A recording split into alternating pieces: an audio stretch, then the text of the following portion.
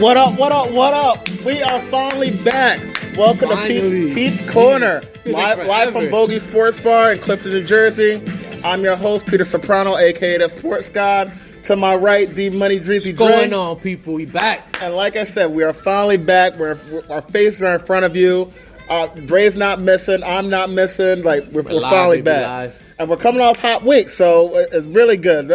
Our Christmas present to you, our Thanksgiving present to you is the holiday. So we're just trying to give you some money now. That's it. And the good thing is that we still have another week before Thanksgiving, and we still have over a month right before Christmas. So we're gonna put a lot of money in your pockets so everybody can eat good and feel good this holiday season. Exactly. This is our gift to you. First of all, let me give you a couple of the trends that's what's been going on.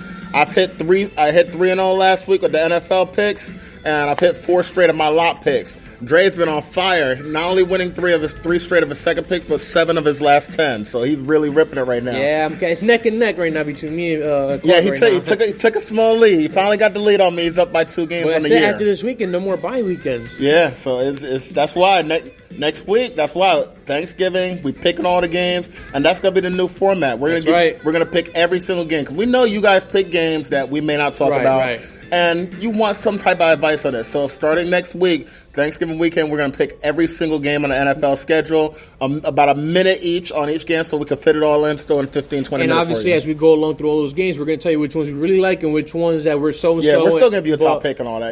But we're going to put you guys in a better position to handpick the games that you guys want to bet on. Yeah, you don't have to exactly mirror our bets, so now you can have your choice. We're going to give you a choice of all games. So let's get right into it. What's your top pick of the week, Dre? All right, so my top pick of the week, I'm going to go with the number 1 ranked LSU. They're at home. That's a high spread. They're minus 44 against Arkansas. Ooh. Arkansas is on a 7-game losing streak. They're 2-8. They're coming off of a 45-19 loss against Western Kentucky. Just say it. I don't like how the freshman QB has been playing. Then we have number 1 ranked LSU. They're 10-0, coming off of a 58-37 win against Ole Miss. Again, with the QB and Joe Burrow, Heisman candidate. Definitely. He's been playing high. I like him. Projected right now, number 1 overall in the draft. Guys, look, 44 is a high spread. I usually tend to lean away from high spreads, but LSU's high right now. They're home. Arkansas, like I said, they suck. I'm not a fan of that freshman QB. This game has 68-9 written all over it. Take LSU minus 44. Yeah, it's going to be like 55-0. It's going to be one of those games, yeah. All right, I'll give you my top pick of the week.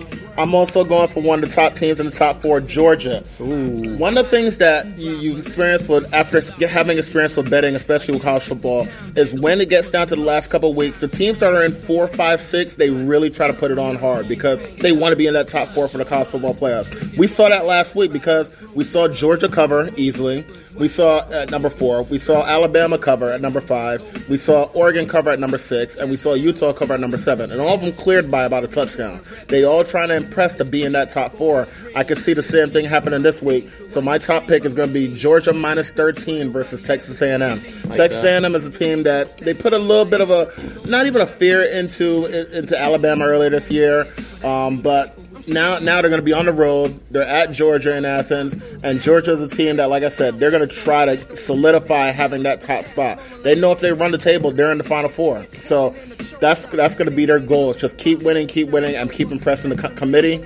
I think Georgia wins by more. I think Georgia wins that game by about 20. So I'm saying Georgia minus 13 over Texas A&M. What's your second pick of the week? My second pick that you've hit already 3 in a row. All right, let's do it. Second best pick for this week. I'm gonna flirt with the Ohio State game. I'm looking at Ohio State. They're home. They're minus 18 against Penn State. I'm not going to touch the spread in this one, but I am looking at the over. The over is 56.5. Mm-hmm. See, I have 2 scenarios playing out. In my opinion, I see 2 things playing out in this game.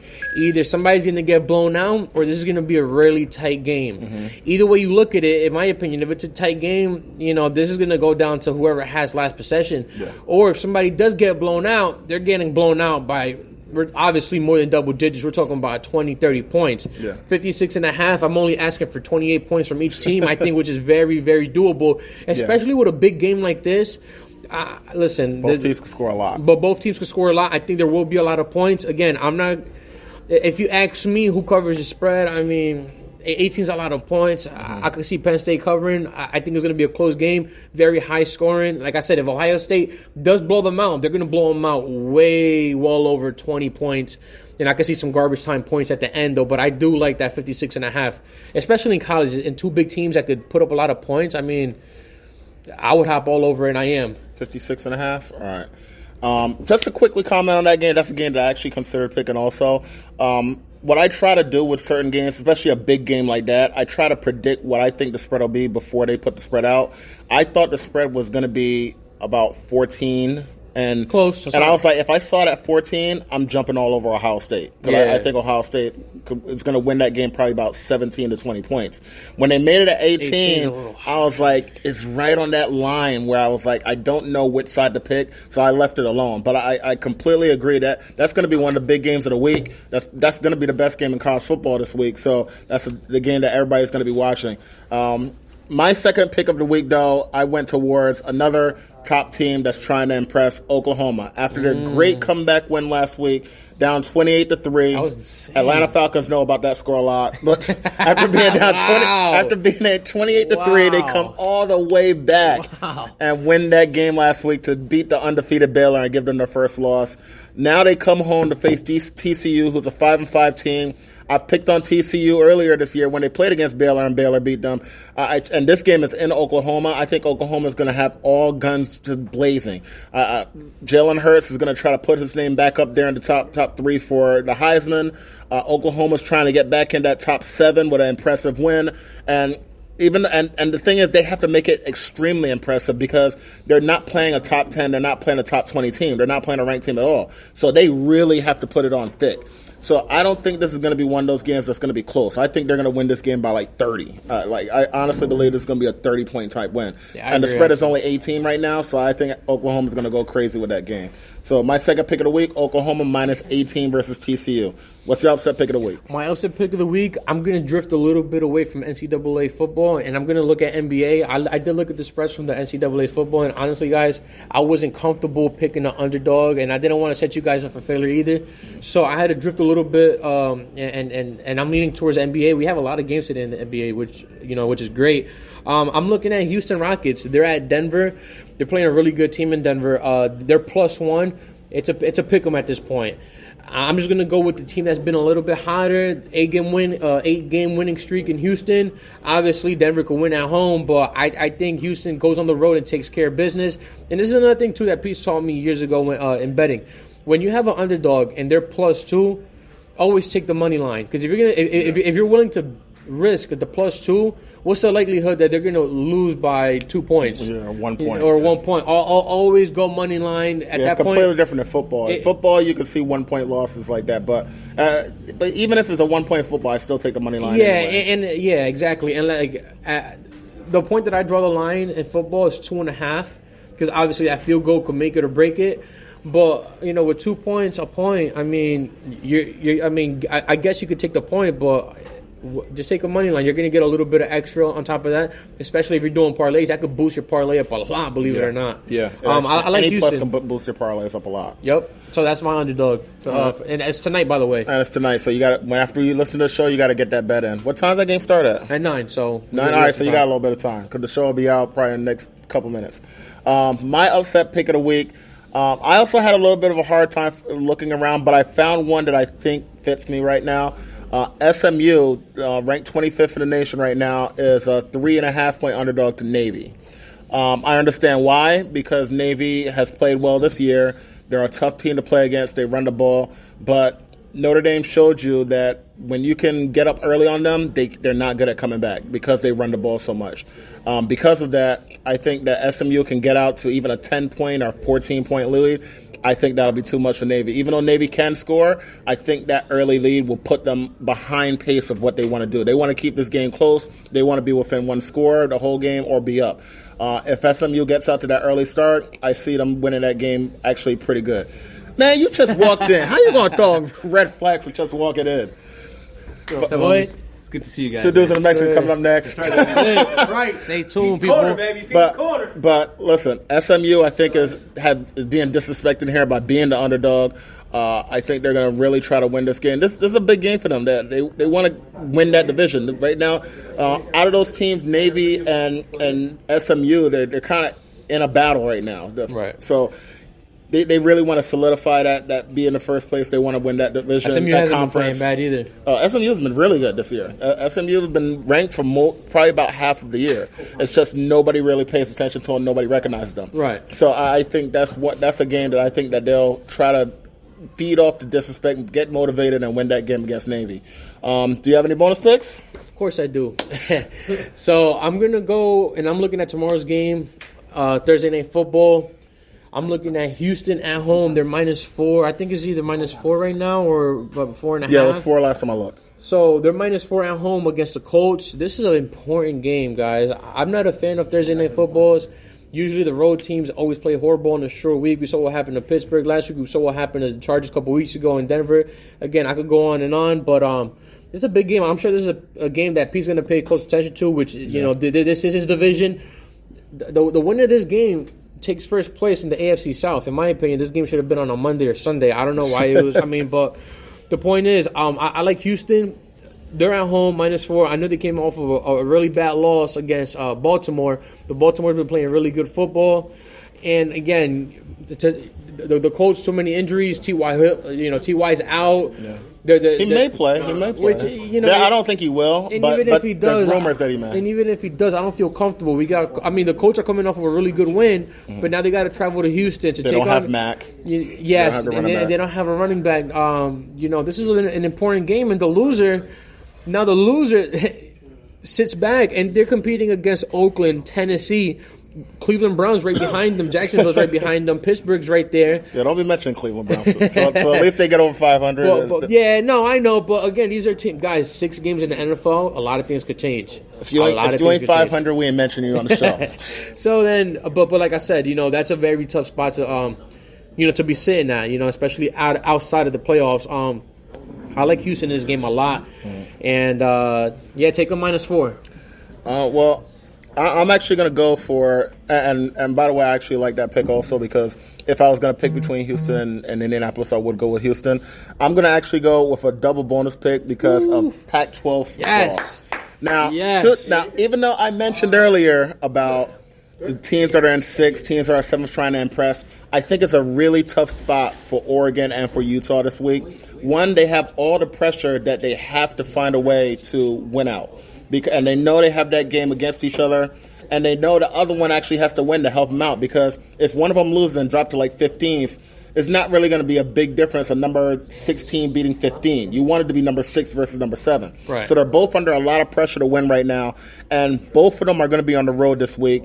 Oregon plays at Arizona State. Arizona State has already played some big teams that had 1 or 2 upsets this year. Herm Edwards, he always plays to win. He's always going to be – he's a former NFL coach, and he's a great coach. So he's going to have them coached up in Arizona State to try to knock off Oregon. And the other Pac-12, like I said, with Utah, they're going to be at Arizona. Arizona played tough up until that last second last week. Arizona's at home, and they always play well at home, and that game is extra late at night as it starts at 10 o'clock. You know how we love them late games. So that one leads – anytime you put football players outside of the normal element, especially for college football, if they're not playing at 7 o'clock, not playing at 8 o'clock on the East Coast, and then on the West Coast, same thing. If they're not playing at 4 o'clock on the West Coast, it's a little bit different. This game is going to be a 7 o'clock game out on the West Coast. Arizona, I think, is actually 8 o'clock for Arizona. But the point is that it's out of their element. It's a little bit different. It's just like when they play on Friday night. It's a little bit weird. Weird things happen. Arizona, I think, can keep this close. They might steal it at the end. That's like an equivalent to like a short week in the NFL, in my opinion. It is. And a lot of the weird things do happen in those type of games that Pete just said. Those late Friday night games, Thursday games, those really late Saturday games that go up to 1 a.m. Exactly. A lot of things happen. It's out of their element. All right. So and I do like those picks actually a lot because those are picks that I was flirting with earlier as well. All right. So quick fantasy football question we have from my boy B from Philly.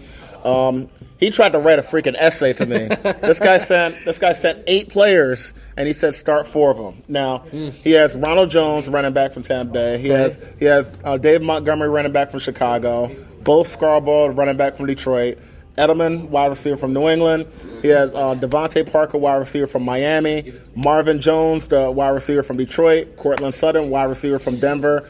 And Tyler Boyd, wide receiver from Cincinnati. You had to pick 4? And he said to pick 4. You want to go first? Yeah, go first. Or you want to go first? No, go first. Go first. Me, I mean, Ronald Jones, they're playing Atlanta. Yeah. Again, a team that's very up and down. They've been hot lately. Yeah. Montgomery, running back for Chicago. They're going up against the Giants, a very stingy defense. No, they aren't. Don't lie to them. Don't lie to them. I'm just saying that because of producers. Edelman, they're going up against who's New England playing? Doesn't matter. Edelman's going to go have a good game. Edelman has a good game every game. Who's throwing to Tyler Boyd? I mean, exactly. There's some of the games. Some of the names on here shouldn't even be on here. Is AJ Green coming back? Yes, he is. Ronald, he shouldn't be, but he. Ron, look, if I had to pick, I'm going to go with Ronald Jones, Montgomery, Edelman, and who's Sutton playing? That's Denver, right? Yeah, they're playing. It's tough defense. I forgot. But they're going up against the Bills. Yeah. Honestly, yeah, I'll go with Jones, Montgomery, Edelman, and honestly, the other ones are toss-ups. But I'll probably say Sutton. Cam Sutton in that one. I agree. Go with Ronald Jones because Atlanta's rush defense has been up and down this year. Montgomery, I think, actually has a good matchup, so I would actually go with Montgomery. I would actually go with Bo Scarborough. I think Detroit this week they're going to have to run the ball because they don't have Stafford. They're not going to be able to really throw the ball that well, and that's the reason why I'm not picking Marvin Jones, who I would normally pick because he's usually a consistent wide receiver. But with their quarterback situation, I'm not going to go with him, so I actually go with Bo Scarborough, and then obviously Edelman as the wide receiver out of those guys. The reason why I'm not picking the other guys, I don't even got to say why for Boyd because he has nobody throwing the ball.